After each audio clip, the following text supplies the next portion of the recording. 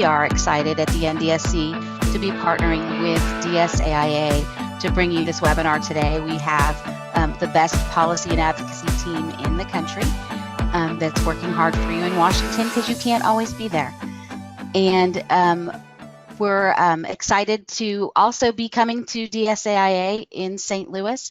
And in addition to Heather presenting, I'll be there on the exhibit floor, and I hope I get to connect with all of you while I'm there. I am the Programs and Partnerships Director here at the NDSC, and I hope that you've all marked your calendars for our next annual convention as we are headed to Pittsburgh, Pennsylvania, June 27th through 30th. Registration will open at the end of March. And I think this is going to be one of our best ever.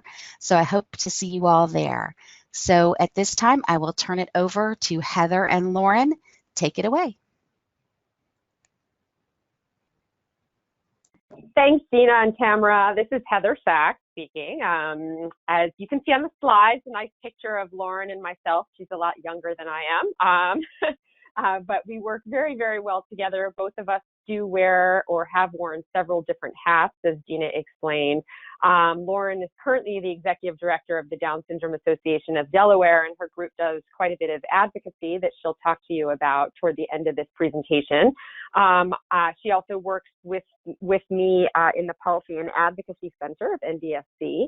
I'm the director of the Policy Center, but also the former advocacy chair, longtime advocacy chair for my local Down syndrome group in Maryland, the Down Syndrome Network of Montgomery County. So it's with this experience that we talk to you about, how and why your group should advocate. Let's go to the next page and I'll talk about the agenda. I usually talk about policy. Today is not going to be about policy. It's all going to be about just advocacy in general, how you can advocate as an individual and as a group, how can and why should your nonprofit organization become engaged in advocacy. I know there's always a lot of hesitation and nervousness regarding this topic, so I'm happy to provide you some details about the parameters. I'm going to talk about the differences between advocacy and lobbying and what exactly your nonprofit can legally do. Here's a hint, they can actually do both, and I'll get to that in a minute. As I said, Lauren will jump in and talk specifically about her Down syndrome group of Delaware and provide some examples of how they've managed to make advocacy one of their top priorities and have really jumped in and formed great relationships with their state and federal legislators on that. And then Lauren will also speak about how you and your group can become involved in the NDSC Grassroots program, which is called NDAC, the National Down Syndrome Advocacy Coalition. So let's go to what is advocacy. And I know there's a lot of text on these slides that's designed on purpose so you can share them with other members of your board and other folks within your organization who are interested in advocacy, particularly those board members that are a little nervous and say, well, we're a 501c3. I don't think that we should be doing anything in this realm. That's absolutely not true. And I think hopefully if I've done my job by the end of this webinar, you'll realize that there really is a lot that you can and should be doing. So advocacy is the act or process of supporting a cause or proposal. We always hear the term grassroots advocacy. What is that? It's actually action by ordinary citizens to affect change. It can happen at the local level, the state level, the federal level. It's really telling your personal story to turn what is this, status quo, what's wrong with that, how do we want to improve that into what should be, putting a real face on the issues. A lot of advocacy is really just educating, providing education, information to elected officials and to the broader community about certain issues, problems, and concerns, particularly impacting you and your group members. I always say, we have this amazing opportunity now. There are over 100 new members of Congress, brand new, and many of them don't have much experience with our policy issues. And so part of our job as advocates and as affiliate leaders and as the policy team for NDSC is to just educate them on the issues and why these issues are important to us. And so I will definitely give you some tips on how you can do that. Advocacy and lobbying is often used interchangeably. They're absolutely not interchangeable. Lobbying, though, is a part of advocacy efforts, but advocacy is the overarching term for the act or process of supporting a cause or proposal. And I always say that, I'm a parent of a teenager with Down syndrome, and I always say that from the moment that our loved one with Down syndrome is born or we get that diagnosis, we immediately become an advocate, whether you're intending to or not. You may not even realize it, but from that first, discussion you have with your doctors, and then, going through early intervention and going to school, and you are advocating, maybe not doing legislative advocacy, but you certainly are, making your case, putting your, passion and knowledge into trying to change people's minds and trying to make a difference. So you already are advocates, but hopefully you will become more comfortable with saying that you are, and also bringing your group into the advocacy fold.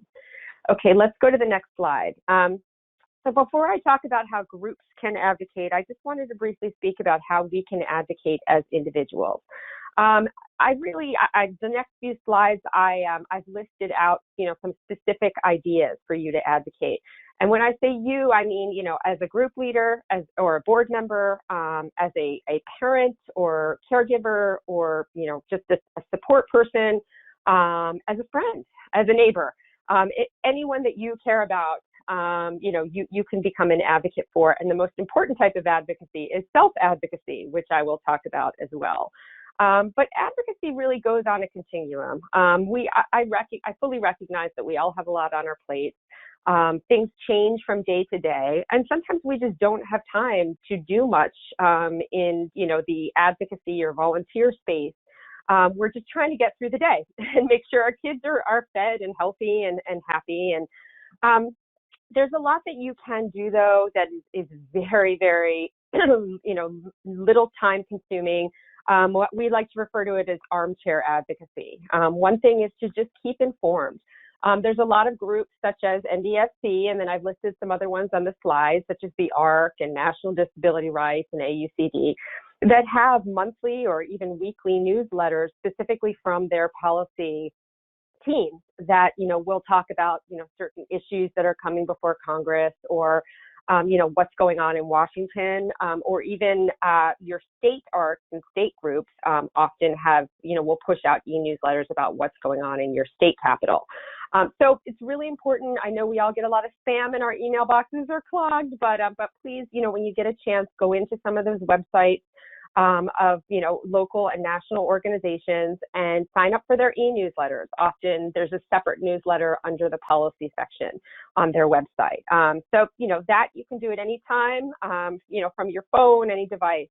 There's also some publications. One of them is Disability Scoop. Forbes covers a lot of disability issues. Wall Street Journal, Washington Post. At NDSC, we really, when articles come out regarding priority policy issues that we're working on, we try to push them out on Facebook. And I'll talk about social media in a minute.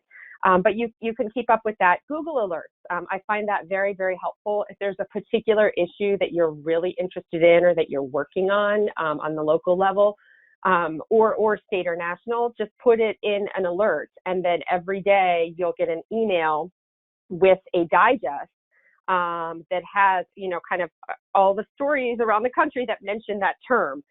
Some of them are way off and completely irrelevant, but there is some interesting tidbits that you can find there. So that's keeping yourself informed. The next step up, and again, this really should not take that long because we give you all the tools that you need, is to make calls.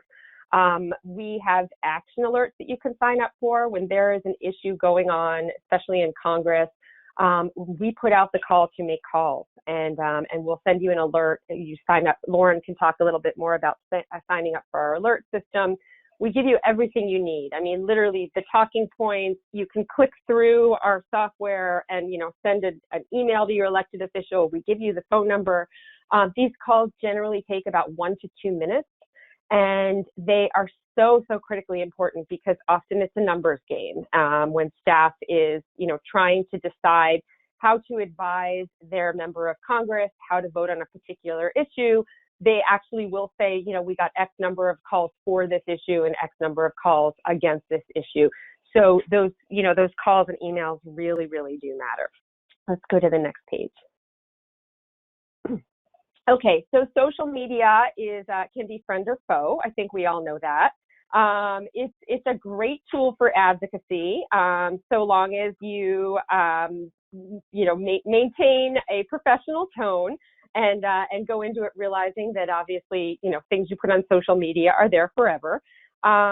In order to engage on social media, you will, I would recommend that you like, follow, and friend your elected officials. Whether you voted for them or not, they represent you. And so in order to, interact with them and tag them on social media, you need to friend them and follow them. We found that most congressional staff, at least, is really using Twitter. And so, they're managing their boss's Twitter accounts. And so when, if you want to tag them on Twitter and use the handle, that would be great to do that. There are also quite a few advocacy-related Facebook groups that have sprung up. One of them was founded by our good friend Jawanda Mast, and it's 321 Advocate. It's for parents and siblings of children with Down syndrome, and also individuals with Down syndrome, so self-advocates and families. I think it has almost 700 members now from across the country. It's very, very active. There are a lot of other advocacy-related Facebook groups that deal with specific issues, such as inclusion for children with Down syndrome. Again, depending on, where you are, with your child and what issues you really focus on, I encourage you to seek those out. Even if you're not going to post anything, you can really just learn a lot by reading other folks' posts and see what's going on around the country. Let's go to the next slide. Okay, so again, we're talking, now these on the continuum are a little bit more, time intensive, effort intensive, but you can do them. And at NDSC, we're happy to provide support to you however we can as well. If you're thinking of doing this, writing your story. Advocacy is all about telling your personal story. So writing op-eds, letters to the editor and local papers. There's certain, blogs and online publications like The Mighty, which will publish stories. Those are really important ways to advocate. Testifying, and I'll talk about this in a few more slides too when I talk about sort of your responsibility as the head of your group.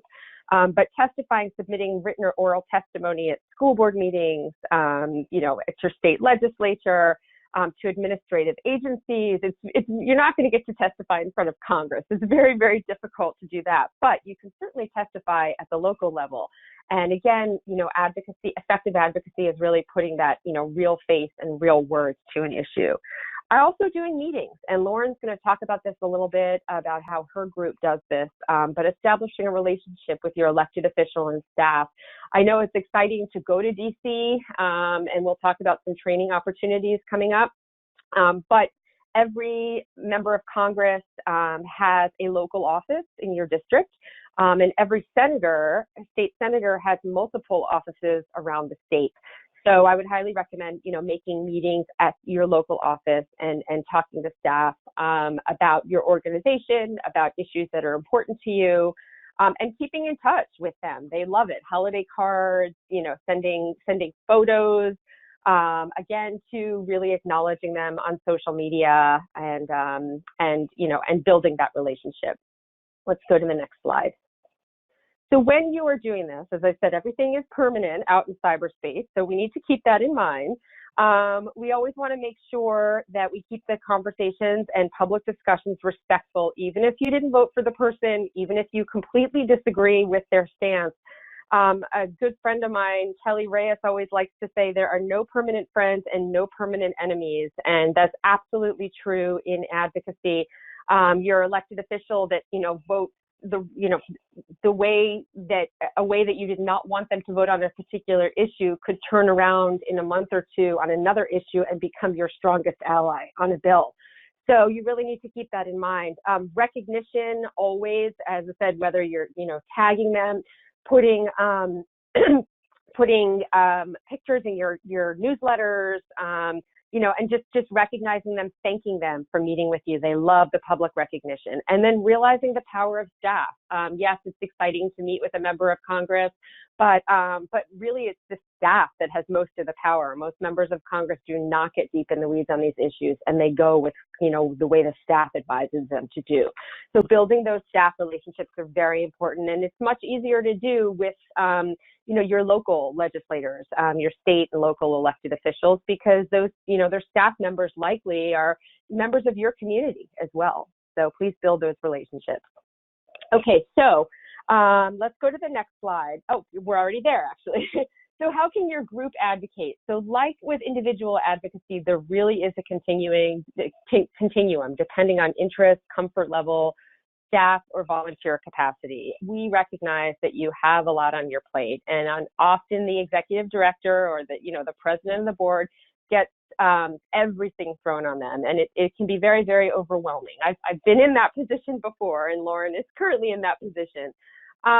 So at the very, very least, if you do nothing else, if you have no other time or, assistance to do any type of advocacy, just keep your members informed. We're not asking you to write anything original. All we're asking you to do is to share the NDSC e-newsletters called the Newsline, share our action alerts. I hope that you've liked our policy and NDSC policy and advocacy page on Facebook and Twitter. We'll get you the handles at the end of these slides. Retweet what we put out, repost. DSAIA is a great source for advocacy-related and policy-related information, as is NDSC. Both of our organizations have a lot of great webinars that you can listen to, and also just invite some policy experts to speak to your group. Where we can help you out, we will, or else perhaps we can identify a local person that's up on a particular issue to help you. As I said before, too, just developing a relationship with policymakers and staff is very, very important. And it's particularly important when you are the face of an organization, whether you're the leader or a board member. You want to establish a relationship as an individual, but also you want to be, the go-to person that they rely upon when they're running a, policy position by you, or want to get your thoughts on a certain matter. Attending meetings, as I said, on behalf of your organization is great. It's always great, too, to say sort of how many members you have in your organization and what the geographic scope is.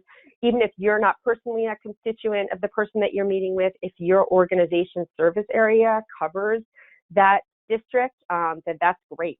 And you'll be sure to point that out. Send your organization's newsletters to your, to your local staff and legislators, particularly if you have an article in there thanking them for meeting with you or thanking them for, coming to one of your events. Please remember and also inviting them to big events would be great, whether it's your, Down syndrome awareness walk, or some other public event. It's always nice to send an invitation to your elected officials and invite them to come and speak with the members. It's up to you whether or not you want to give them actual speaking time in front of the audience. If you do, I highly recommend, giving them a time limit, like 2 minutes in advance, so they don't go on and on. But just inviting them. Sometimes they really just jump at the opportunity to be there and to shake hands with their constituents and talk to them. Please, when you're doing this, always remember to be bipartisan.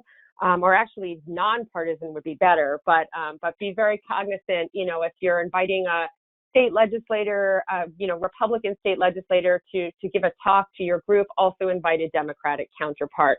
They may say no, they may not be able to come, but at least you could say you have extended the invitation to both, so there's no appearance that you're favoring one party over another.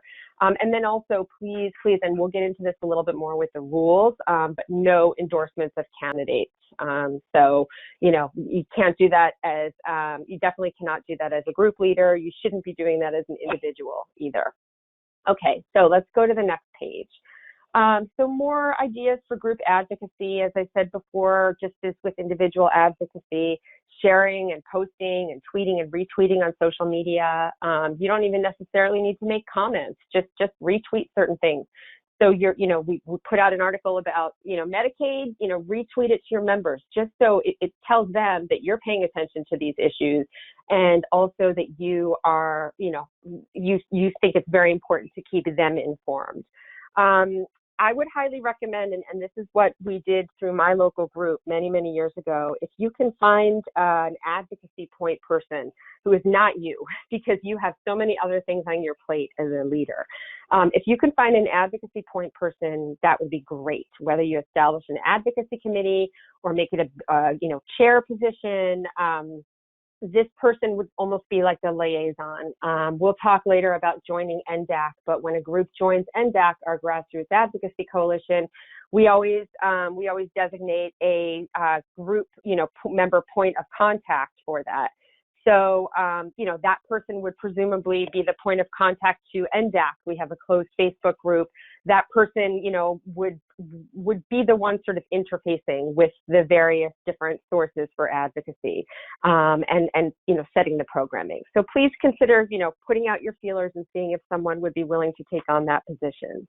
I would highly recommend, as I said before, most of our groups have some sort of Down syndrome awareness walk. Incorporating advocacy into that walk in some way or another.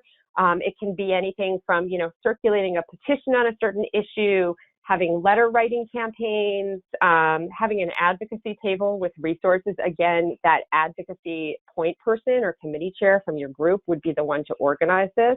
You don't even have to create your own resources. Reach out to us, to NDSC, to your local ARCs, to different groups, and ask them to just give you resources, just so you have information available for the members who are stopping by. Also, there's a real lot to be said for statewide advocacy. There are some great statewide Down syndrome specific coalitions out there. Those are some of the states that I listed that I know exist: California, Maryland, Texas, Tennessee, Michigan. I'm sure there are others. Most of these coalitions have, Facebook groups or listservs.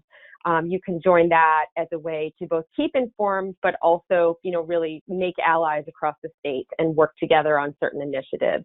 And please, please, please do not stay in the Down syndrome bubble. We always talk about the problem with this. NDSC works constantly with other disability groups on a national level. We think it is so important, and our voices are stronger together, and really on almost every issue we're aligned. There are very few Down syndrome specific issues. So please keep that in mind and reach out to your autism groups, your local DD council, your state protection and advocacy agency. That's usually like your disability rights network in the state. See what they're working on, see what their advocacy and policy agenda is. Many of them just have them posted on their websites, and see if there's some synergy with your group and if there's something that you can work together on or you can contribute to. In fact, a lot of them too have the DD days, developmental disability days, at the state legislature. That's actually, and Lauren can probably talk a little bit more about this as well, but that's a great way to, just get a group of your members to go. And, you don't even have to take a leadership role in it. Just attend, go to the training, meet with your state legislators. And most of those are put on through, the DD Council and the state ARC. Let's go to the next slide. So some words of caution as you are, getting into the advocacy realm and pushing things out to your members. As I said, do not stay in the Down syndrome bubble. I think I've made that clear. Coalition work is so, so important. If something is affecting, even an article that you've come across, if something is affecting a student with autism, of course it could affect a student with Down syndrome in the same negative or positive way. So, please expand beyond just the Down syndrome. Also, there are a lot of different national groups. We work with a lot of national groups and also state groups. But do not assume that just because there's a national Down syndrome group or a national autism group that we all have the same policy agenda. It's sometimes it's kind of hard to dig deeper on the positions if we're all, if a lot of us are putting out alerts for certain things. You'll start to see that there are, some action alerts that will look the same. Usually ours will be the same as, or pretty similar to, the ARC and National Disability Rights, and that's not necessarily the case. for some other groups. So, just be careful and dig a little bit deeper if you're thinking of aligning or pushing out certain policy positions of other groups that maybe don't work as closely in coalition with some of the cross-disability groups. Also, I just wanted to caution that not all, national Down syndrome or other disability groups have the same depth of knowledge or expertise in policy. This can actually be quite dangerous. So if a group is, kind of going rogue, as I say it, working on their own and going and, trying to push a bill through Congress, which sounds like the greatest idea ever, but they don't have expertise on the issue, it can actually create a lot of unintended and, very dangerous consequences. So feel free to, reach out to me and my policy team if you ever have any questions about, conflicting messages that you get.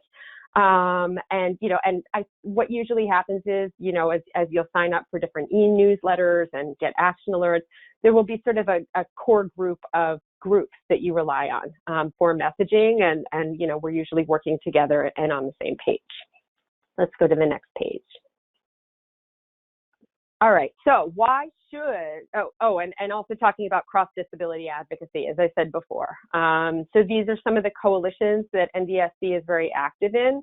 One of them in particular, the Consortium for Citizens with Disabilities, it's a group of over 100 national disability groups that, have come together. Usually we're on message on the same page as the other CCD members, and you'll start to see alerts from many of them. We also work very, very closely with the collaboration to promote self-determination on employment issues. So you'll see us reference that a lot. And here's some of our other coalitions as well. Let's go to the next slide.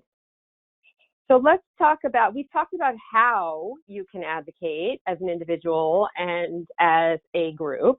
Now let's talk about why you should advocate as a group. And then I'll talk about how you can do this legally. So as advocacy as a group really does advance your organization's mission, especially in the nonprofit space. You can use opportunities to advocate to, broaden access to certain services. I know like reducing the waiting list in different states for the home and community-based services waiver is a really important cause that all local disability groups should get behind.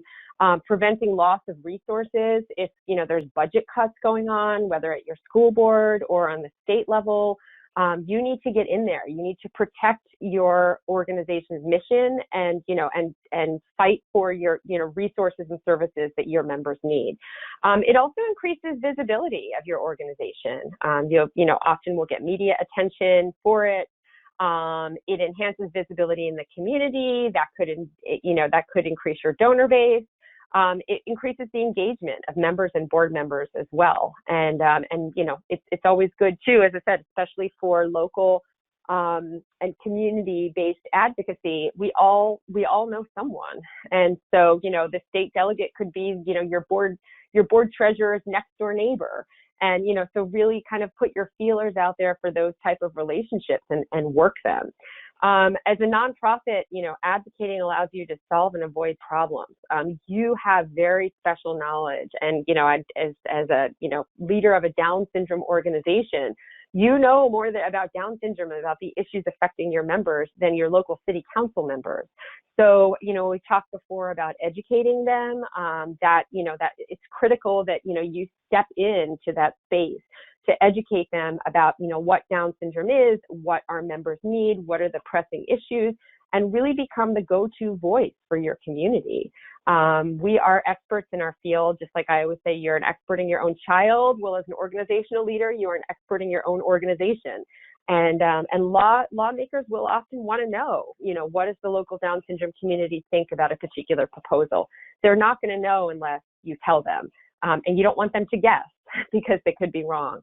So yes, establish those relationships and become the go-to voice. Let's talk a little bit about the power of self-advocates. We probably all know this already, but self-advocates are, people with Down syndrome, or, any other disability. In this context, we're talking about Down syndrome. They are the most effective advocates, whether they have traditional communication methods or alternate communication methods. When you have someone in there talking about how a policy will affect them personally, if you cut Medicaid, I will lose my services, and and healthcare, that really resonates. I also I try to bring self-advocates to meetings as much as possible. And I notice that when there's a self-advocate in the room, it really elevates the level of respect in the meeting. As I said before, we all want to make sure that we're respectful and professional. But I have noticed that legislators, no matter what side of the aisle they're on, for the most part, will take extra time with you, extra time to get to know the self-advocate and to really hear their message. We don't want them to just be tokens, though. We want to engage them in all aspects of advocacy. If they don't feel comfortable speaking or, have a hard time doing that, they can just bring a one-pager about themselves to meetings. And if you want any examples of that, feel free to contact me offline. We have a lot of examples of different bios that a self-advocate can bring. Provide them as a group leader with the necessary tools and training so that they can meaningfully participate in advocacy.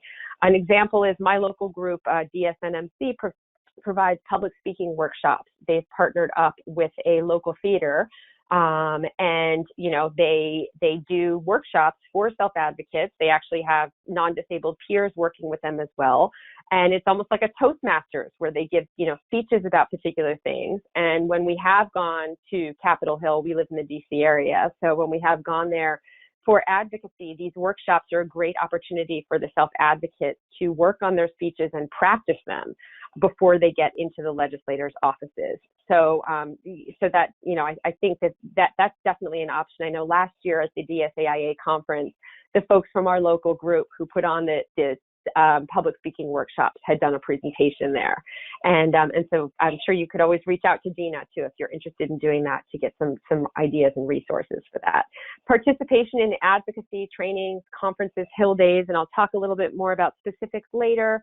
But these are really key. I know it costs a lot of money to, send board members and members to various conferences. If there's a self-advocate who is, interested and is taking a really active role in your organization, please find a way to fund them to go. It is just so important that we have self-advocates at the table in all of our organizations and, all of our decisions, that hold nothing about us without us. We really try to uphold that. Certain advocacy trainings are coming up. We'll talk a little bit about some opportunities at the NDSC convention. There's also in Washington, D.C., April 8th through 10th, the Disability Policy Seminar. This is a cross-disability training. It's a couple days of workshops and training, and then they go to the Hill. NDSC is a promotional partner this year. Other groups that are the main partners are the ARC and AUCD, United Cerebral Palsy, the National DD Councils. This is a great opportunity, and there are always a ton of self-advocates that come. So that would be great for the self-advocates in your group. Let's go to the next page. Last year, NDSC developed and rolled out an advocacy toolkit for self-advocates. It is available for free download on our website. So please check it out. Actually, it was developed in collaboration with our Self-Advocate Council. They did a great job on it, and we hope that would be, a good resource for you to use. Let's go to the next slide. At the NDSC convention, we are going to be offering a training boot camp again this year. We did our first one last year. It was very successful. We have Juwanda Mass coming in working with our policy team on it. Last year, we had about 175 people come and 40 self-advocates. We're hoping to get those numbers up even more this year. And it's really like, we like to call it like Advocacy 101. I mean, what is a bill? What are appropriations? And then we talk a little bit about the policy issues. But we highly encourage you to come. You'll be able to register for it when convention registration opens up in March. And there's no additional charge beyond the convention registration. Okay, so let's talk a little bit about advocacy versus lobbying on the next slide. Okay, so as I said before, advocacy is really telling your story, sharing information, and identifying a need for a solution to a problem. Lobbying is a type of advocacy. You can use lobbying to advocate for something, but lobbying is more of a specific attempt to influence public action through some type of written or oral communication, trying to persuade public officials to do something, to pass or defeat some legislation. A 501c3 nonprofit organization can actually do unlimited advocacy that is not lobbying. So in that education vein, you can do as much education as possible. This is the Affordable Care Act, and this is why this is important to our members, and why. But once you take that step of this is why we need to call our elected officials to, keep it intact, then that becomes lobbying. And there is a lobbying that you can do. You just need to declare it to the IRS, and you need to be careful about how much you're doing. So let's get into the nuts and bolts of that. Okay, so what is lobbying? It's very specifically defined by the IRS as attempting to influence legislation. And legislation is defined as, any action by Congress, the state legislature, your local city council, any type of ballot measures. It typically does not include actions by executive, judicial, or administrative branches. So oftentimes we'll put out a request for comments. We just did one on the public charge rule for the Department of Homeland Security, and we sent out an action alert, saying, please submit your comments, and then we always provide sample comments. That would not be counted as lobbying. So, please do it. Hopefully you would be answering the action alerts anyway, but that does not count toward your lobbying count. There's a difference between direct lobbying and grassroots lobbying. Direct lobbying is when you are actually, making an appointment, going and talking to your member or their staff, asking them to do something, to vote a certain way or to introduce a certain bill. Grassroots lobbying is when you are asking your members to do something. So, for instance, reposting our action alert and saying, make calls today, call your elected officials. That is considered grassroots lobbying. And a lot of people get a little concerned about this, but you can and you should do this. You just need to track it and declare it, and I'll tell you a little bit of how you can do that. Let's go to the next page.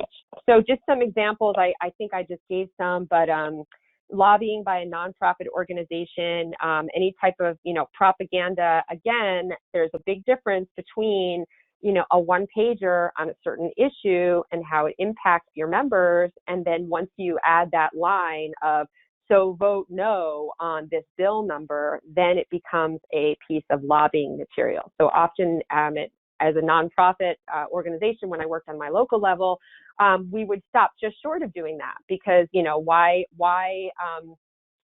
have it count toward your lobbying hours? You might as well just put out an informational piece, and then you can do some lobbying in person. So be careful how certain things are written. If you're doing, public testimony, I talked before on the continuum of different advocacy activities that you could do testimony at public hearings or your school board. That actually does count for lobbying, except what the IRS calls defensive testimony. And that is if you are testifying, say on behalf of your organization about a policy or proposal that is directly going to negatively impact your organization. So a perfect example of this is if they're slashing the budget for services that your organization provides, you are totally entitled to testify on that in defensive stance, and the IRS will not count that as lobbying, even though you are saying, please vote against this. Any type of correspondence and conferences with legislators and their staff is lobbying. No, it's not lobbying if you're sending a holiday card or an invitation to your Down syndrome awareness walk. But if you're sending an email saying, I'm very concerned about this bill, I want the legislator to vote against it, that would be considered lobbying. And then, as I said, publication of documents advocating a specific legislative action. A lot of times we just get around that in the nonprofit world by just putting out an educational pamphlet or, form about that. Next slide, going on to some more examples of advocacy versus lobbying, and a lot of times you can really just scale it back to stay within the advocacy category, so it doesn't count as lobbying. So telling a member of Congress how a policy affects you and your group.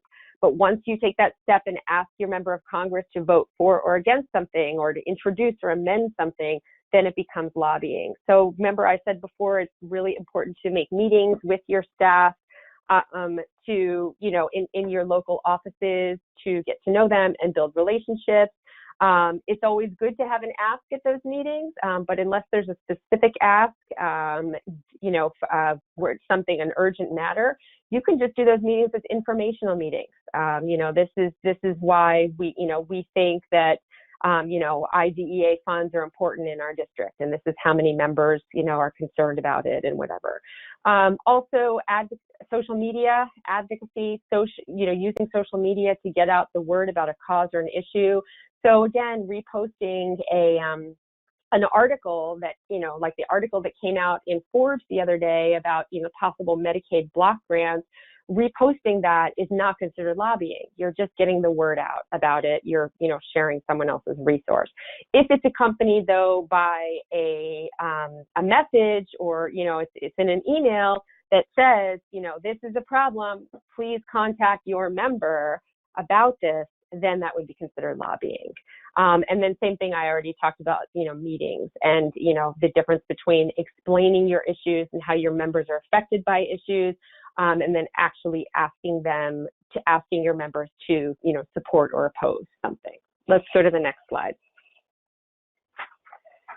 So lobbying, there are a lot of situations that do count as lobbying, but lobbying by a nonprofit organization is absolutely legal. And as I said before, you should be doing it to further your mission and make your organization more successful.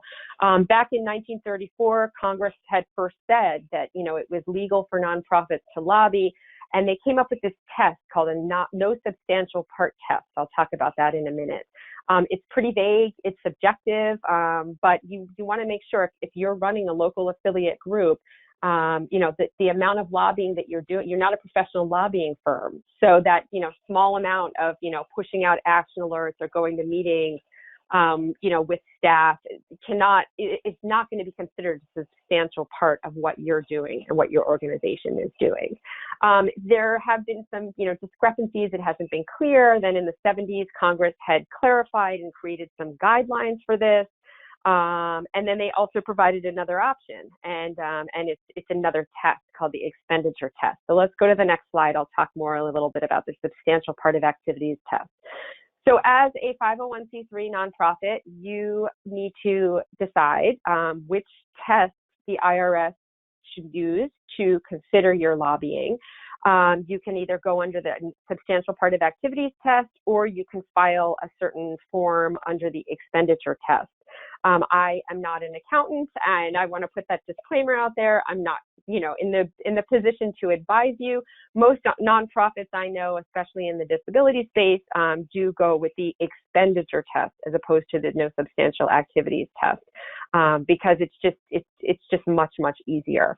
Under the no substantial part of activities test, as I said, it is subjective. There is some guidance on the IRS website about, how to measure it, but there's really no formula, and it depends on the facts and circumstances of each thing, of each, encounter. There's no clear guidance from the IRS on this, so there is some level of uncertainty. And if you have too much lobbying, then you can, you can get penalized with tax penalties, or, at the most extreme case, you can possibly jeopardize your 501c3 status, which we all know you do not want to do. Going to the next slide, the expenditure test, which is, as I said, most organizations I know go with this test. It's just filing a simple form with your tax filings every year. It's called a Section 501H election. And there actually are IRS guidelines on the website. You can look, and on the form itself, there's a mathematical formula to determine the percentage of lobbying versus non-lobbying activities. And it's a sliding scale depending on the budget of your organization. So as an example, if your organization is, its budget is 500,000 or less, which I think probably many of our Down syndrome affiliate groups are, then you can spend up to 20% on lobbying activities. And that, believe me, is really a lot that you can do. It specifically excludes volunteer activities too. So if you have a Hill Day and, you're spending time putting packets together for the Hill Day, none of that counts toward lobbying. It's a good idea each month. I don't know if, you do sort of, monthly, either monthly lobbying reports or monthly timesheets. Can someone go on mute? Monthly timesheets, but it's a good idea to just track month by month, of the hours that you worked, approximately how many hours did you spend lobbying? So that would be how many hours, did you spend, talking, meeting with an elected official, sending out an action alert on your listserv, putting an article in your newsletter about, a particular issue and encouraging people to contact their elected official. You don't have to get so specific with it, but if you just track it by month, you're going to see that 20% is really a lot. It's really a high threshold of what you can do. Let's go to the next page. And that is it for my part. I hope that I have not, dissuaded you, and in fact, the contrary, have encouraged you to take more steps toward advocacy and lobbying, both as an individual and an organization, because it is just so important to make our voices heard.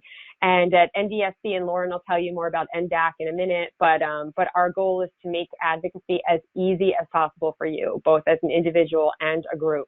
So we get you all you need, and all we need you to do is, to essentially be the gatekeeper and get it out to your members so that we can increase our voices together. So with that, I'm going to turn it over to Lauren Camp, who is the executive director of the Down Syndrome Association of Delaware, and she'll tell you a bit about what her group's been doing on the lobbying and advocacy angle. Okay, Lauren. Thanks so much, Heather. I think that was very informative for everybody. So I'm with the Down Syndrome Association of Delaware, and I also work for NDSC, but NDAC has really provided my organization a policy specialization that we would not have had otherwise. I am the only employee for the Down Syndrome Association of Delaware, so I don't have a lot of help, and I appreciate that NDSC does a lot of the research for us and shares us information that really enables our organization to be informed and involved without doing a lot of the legwork and research that would have taken us to get there. So it's a great tool. We definitely utilize the services provided by them, and it allows us to be kind of an expert on the topic without being as heavily involved in the research that the policy team is with NDSC. So I wanted to provide some examples of how the information NDAC and NDSC has provided us has helped our organization grow. These are some pictures of my friend Tommy and his classmates. They traveled to DC for a field trip, and Tommy's mom had reached out to us and said, I really would like to take advantage of us being in DC to meet with some of our U.S. senators, and I was able to help them schedule those meetings thanks to our contacts at NDSC, and we had some talking points available.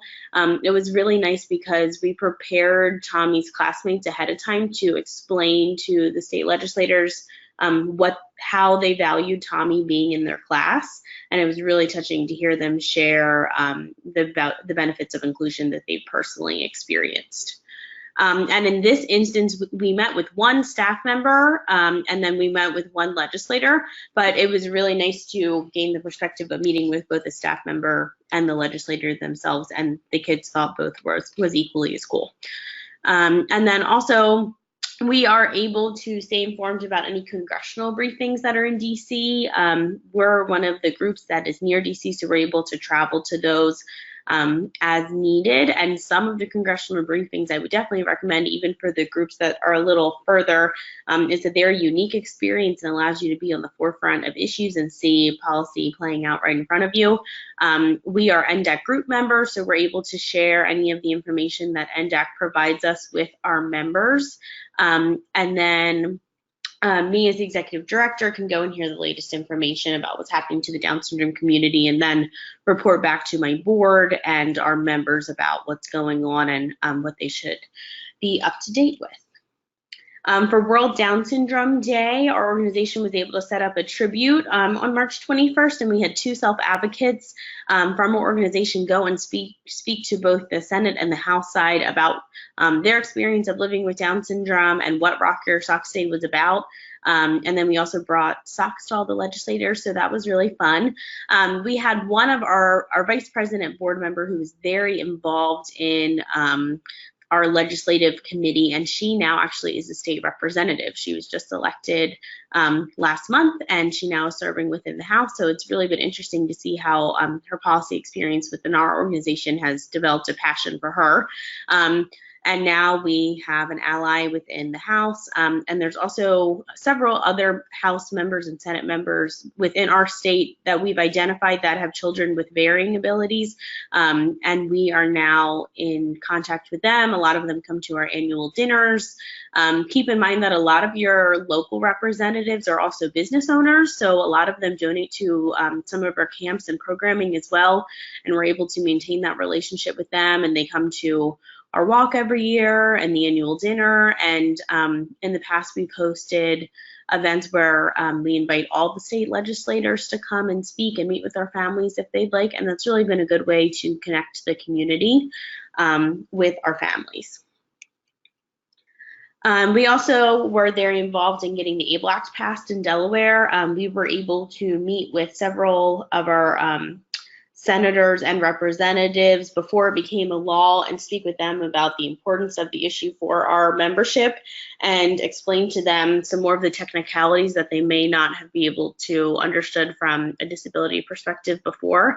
We're lucky enough that in Delaware we had a really great ABLE task force, and they really wanted us to be involved in that effort. So the collaboration between our group and the state was great, and that was because we had already developed a relationship with them before they needed us, and then when they were looking for people for the task force, we were already in the forefront of their minds. So I believe Heather mentioned this before, you really want to develop a relationship with your legislators before you need their help with something or need them to potentially vote a certain way, instead of asking for something before they know you. A lot of our NDAC members have recently been meeting with new members of their leadership within their state so that they're familiar with who they are when they do need to confront them with an issue or ask them a question or potentially need something. So reach out now and make those relationships known before you reach out to them with a question or something to ask for. Self-advocates are definitely the most effective advocates. As I said, we had 2 self-advocates speak on World Down Syndrome Day to our legislators, and the room was completely silent when they were speaking, and they really held the audience's attention, and their voices were just so powerful, and they really enjoyed being a part of that day and being able to speak to the legislators. We had developed a script for them that I practiced with them in the weeks leading up to it over the phone. And then I, of course, had copies of it printed out. We did it double spaced, did the text a little larger, and then I was there next to them to help them if they had any issues. It was so funny because one of the self-advocates was reading her script, and she has a little bit of a stutter, so she pauses in between words, and I guess one of the legislators assumed that she needed help with the word, and he said it for her, and she said, "I got it, you just need to give me a minute," and she corrected him. So it was a really great learning experience for the legislators, and I think was a lesson learned for him and the other people in the audience that day, to just be patient and wait for the person to finish their thought before interrupting them. And also now we're going to talk about NDAC, which you've heard a lot about in this presentation. And for those of you that are unfamiliar, it stands for National Down Syndrome Advocacy Coalition. So this is a member service of NDSC and a really great membership benefit with the program. So we're a grassroots advocacy service designed to help educate both individuals with Down syndrome, family members, and any allies about policy issues, and then provide you with tools that you can effectively advocate for. As Heather said, we really try to make this service to make your life easier, we send you action alerts, which take a matter of a minute or two to fill out, and it really makes a big difference. And we're not asking you to write long letters or anything like that. And if you do make a call, we provide you a script, which really has put some of my membership in Delaware at ease with getting involved in advocacy, because they're not as informed about the issues or not sure what to say, and we provide them exactly what they need to do and what number to call and what email to send, and it really takes kind of the brain work out of it and allows you to make a difference easily during your busy lives. We provide training opportunities and resources. We do these awesome quarterly update calls on the legislative agenda, which gives everyone up-to-date news about what's happening recently with all members of our NDSC policy team. So you get to hear from Stephanie and Ricky and Heather and myself about all the different areas and topics that we focus on.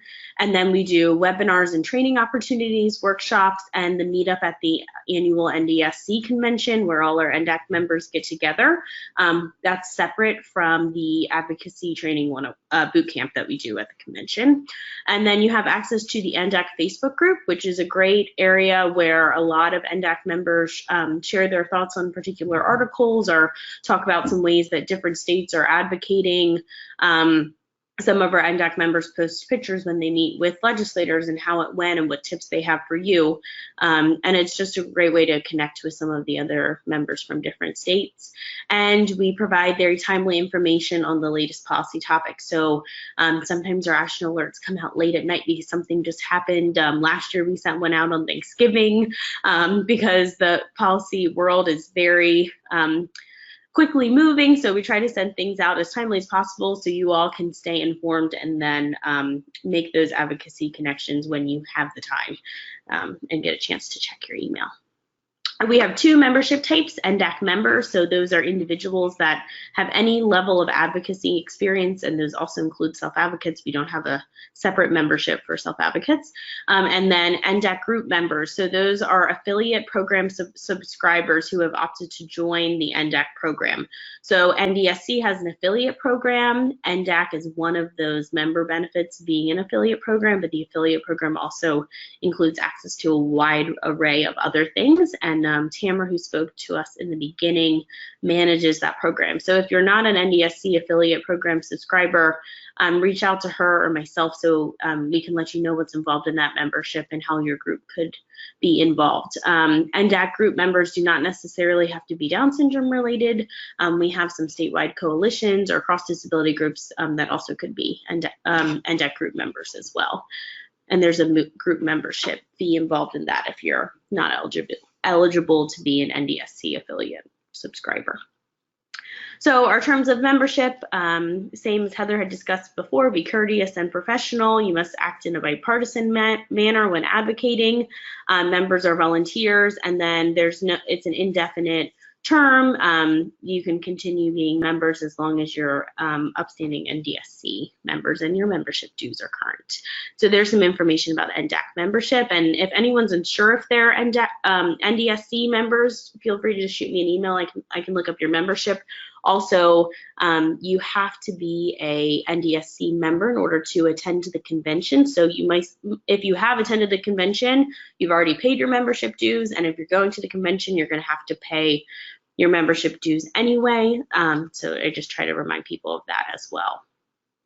So for group members, you must be an NDSC affiliate program subscriber. There's no legal relationship between our two groups, and you are not obligated to undertake any of the activities that we line out. It's really providing you with the tools that you can use if you wish. And as Heather had mentioned, we identify a group member representative, and they serve as the point of contact, especially within social media. They're the ones that have access to that Facebook page and would receive our emails that they would then pass on to the group themselves. We currently have 253 NDAC members, and we are looking for advocates in these following states: Alaska, Montana, Rhode Island, South Dakota, Utah, Vermont, Washington, and Wyoming. So if you know any Down syndrome parents or advocates in those areas, please let us know, and we would love to have them as a part of NDAC. We're trying to cover all 50 states so that we can say we have an NDAC representative in all 50 states. And then we also have 35 NDAC group members, and those include global, national, statewide, and local group organizations. These are some of our NDAC group members. As you can see, there's quite a few, and you'll recognize a lot of names that have gotten involved with NDAC and used our policy tools that we've provided them. So we hope that your group could potentially join and work with us in advancing some of the policy agendas and providing you with tools so that your group can be informed on a legislative side. So these are the links to join, NDAC membership application and the group membership application. Both applications take a matter of 5 minutes or less to fill out. They're not lengthy, just provides us some basic information about you and what topic areas you may be interested in being involved in. For example, if you had a passion about education policy, then you could put that in there or something like that. And if you have any questions, that's my email address. As I said, I can check your membership status for you. And that's a link to read a little bit more about the NDAC program and fill out the application if you're interested. These are some links to our monthly policy and advocacy newsline that our policy team writes every month. It's very informative, outlines all of the latest policy topics that you should be aware of. The action alerts, those are what come out in a really timely manner at any time when we are notified of something that we think you should be informed about quickly. And then our Facebook group is very popular. We're trying to get to 6,000 likes, so give us a like. We're almost there. And then our Twitter page as well. We also interact with that a lot, and we're able to interact with a lot of the legislators within Twitter as well. And that's my email and Heather's.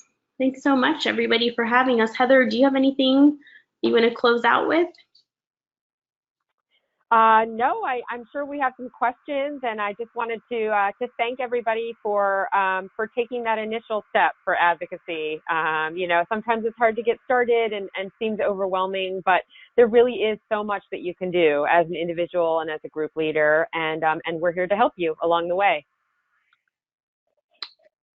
And so at this point, I'm going to jump in and say, if you do have a question, we've only had one question come in throughout the presentation, and it was about the handout. So I did send that out to everyone, but the handout will come in an email, follow-up email with a link to watch the recording or share the recording with someone else in your group if you'd like to. But if you do have a question, now would be the time to type those in.